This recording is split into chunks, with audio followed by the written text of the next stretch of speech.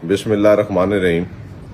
जैसा कि मैंने आपको कल रात को जिस खदशे का इज़हार किया था कि ये आज सुबह 5 बजे लाल हवेली के ऊपर हमलावर होंगे और पंजाब पुलिस की भारी नफरी, FIA की भारी नफरी डिप्टी एडमिनिस्ट्रेटर औकाफ की क़यादत में वहाँ पर आई और उसने लाल हवेली के ऊपर हमला किया और ज़बरदस्ती कब्जा किया और वहाँ पर खड़े होकर कहा पूरी मीडिया के सामने कि जो कागजात शेख रशीद अहमद साहब ने लाल हवेली के हमें प्रोवाइड किए हैं वो जाली नहीं है, लेकिन ये मेरा पूरा इख्तियार है कि मैं रजिस्ट्रियों को कैंसिल करूं।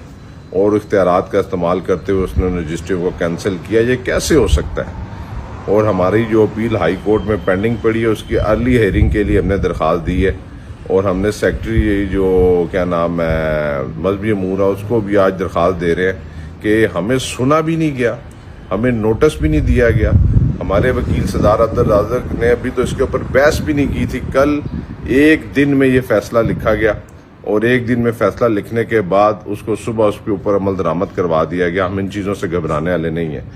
लाल हवेली एक पब्लिक सेक्रेटरीट है, कोई 15-16 मंजिला प्लाजा नहीं है जहाँ से हमें करोड़ों रुपए की इनकम आ रही हो। वहाँ पर हमारी ज़ाती जेब से अखराजात होते थे, हम वहाँ पर बैठ के लोगों के मसाइल हल करते थे। इस शहर की बेटियों के लिए स्कूल, कॉलेज, अस्पताल बनाया करते थे।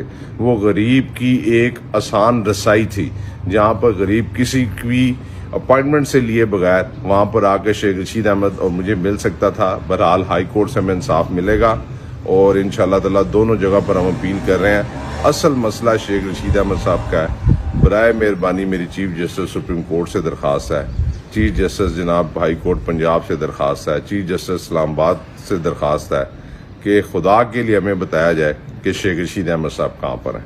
आज 5वां रोज़ है, पाकिस्तान का सबसे सीनियर पार्लियामेंटेरियन है, उसके साथ ये सलूक रखना मैं समझता हूँ कि बहुत बड़ी ज्यादती है।